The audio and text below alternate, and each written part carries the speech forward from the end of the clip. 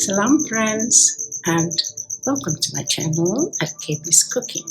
Today I would like to share with you a unique recipe. Actually, it's a new twist to an old recipe, which is rasam, and sometimes it's called pepper soup. Most Malaysians are familiar to this dish. You may have heard of chicken rasam and crab rasam. But now I'm going to share with you mango rasam. Yes, it will have a lovely, unique flavor compared to the usual rasam. So let's get started right away, shall we?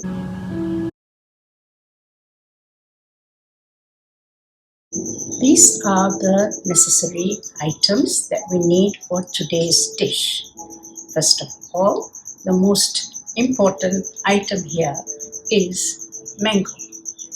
1 grated green mango. 1 tomato chopped small. For flavoring, I have 2 teaspoons of salt and 1 teaspoon of brown sugar to balance the taste. I have a small piece of tamarind which I will extract the juice from. And for the spice, we only need turmeric powder, 1 teaspoon, and this is asafoetida powder, 1 teaspoon. It helps with the digestion. Now, for the tempering, this is the first tempering, which is a teaspoon of cumin seeds, a teaspoon of mustard seeds, a little bit of curry leaves, and a few, about 2 or 3 dried chili snapped into 2. Now this is for the pounding. I'm going to mash this. About 10 pips of garlic, 5 small shallots, 3 teaspoon of black pepper, 1 teaspoon of cumin seed, and a little bit of curry leaves to be smashed together, and a couple of dried red chili to be pounded together. We need oil. I'm going to use just about less than half a cup of oil for tempering, and I need extra water for the rasam. That's all the ingredients necessary. First step is I'm going to just smash the garlic and the shallots, and later I'm going to pound all these items here.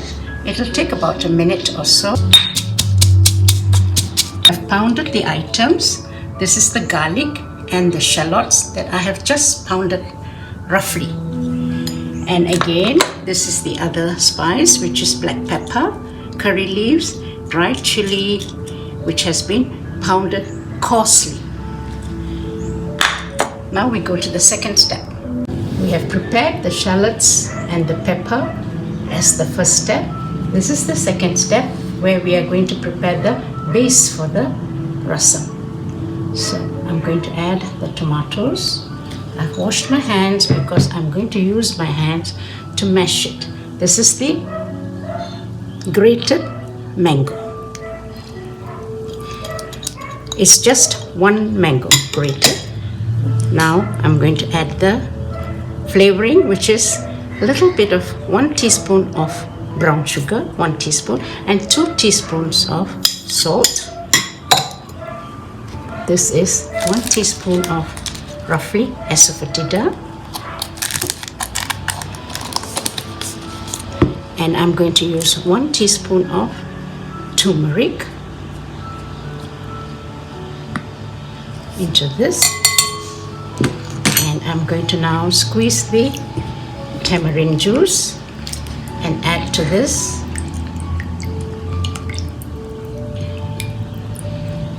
We just add a little bit since the mangoes will give the sour taste. Shall add a bit more water.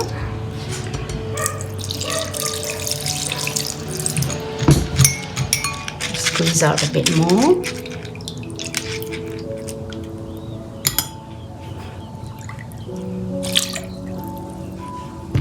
And now I'm going to mash it all up together.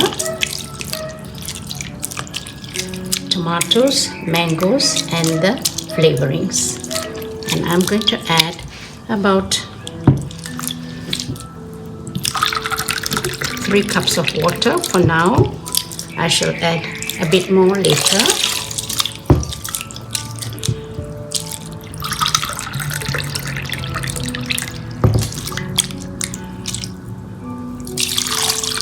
Okay, so now this is ready. This is the base for our rasam. Now we are going to the third part of our rasam making. I shall on the stove. I'm going to add just under half a cup of oil, roughly. This is vegetable oil.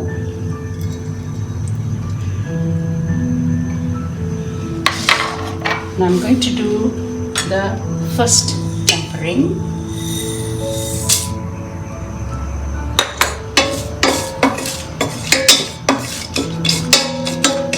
I need to close the lid just a second for the heat to build up. Check our pot. It's spluttering. The mustard seeds are spluttering. Now I'm going to do the second tempering, which is the garlic, the shallots and the black pepper.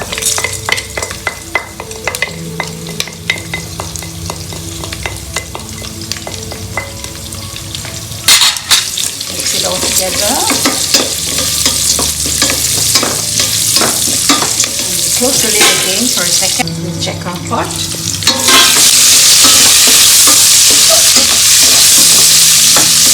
Smell the fragrance, and it's like roasting it a little bit, the garlic. Now I'm going to add our rasam base.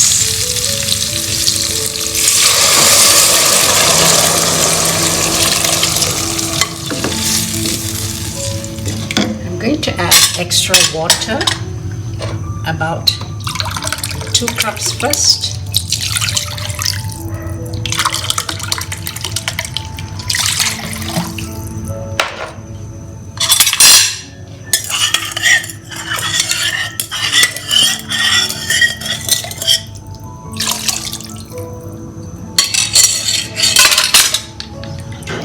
Now I'm going to close the lid and let it come to not a boil, but almost a boil. We will not let the rasam boil. Let's check our pot. This is the final stage. As you can see, it's begun to boil. I'm going to add the coriander leaves for flavor, and I'm going to switch off the flame. As you can see, the foams of the rasam coming up. Won't let it boil, so I'm going to switch off the stove.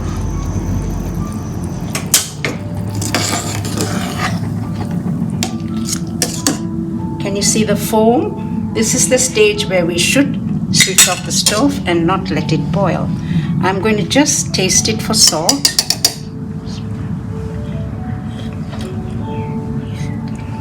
I think everything is just enough, but I need to just leave it to sit in the pot for a minute before I take it to the table. Our mango rasam is ready now. It goes well with freshly cooked rice and some nice side dish like fried fish and soft dal. Some actually drink a small bowl of hot rasam, especially if you have a cold, because it is full of good spices to heal the body of lethargy and cold and flu. It really perks you up. If you like this video, please subscribe and share with family and friends. Thanks for watching.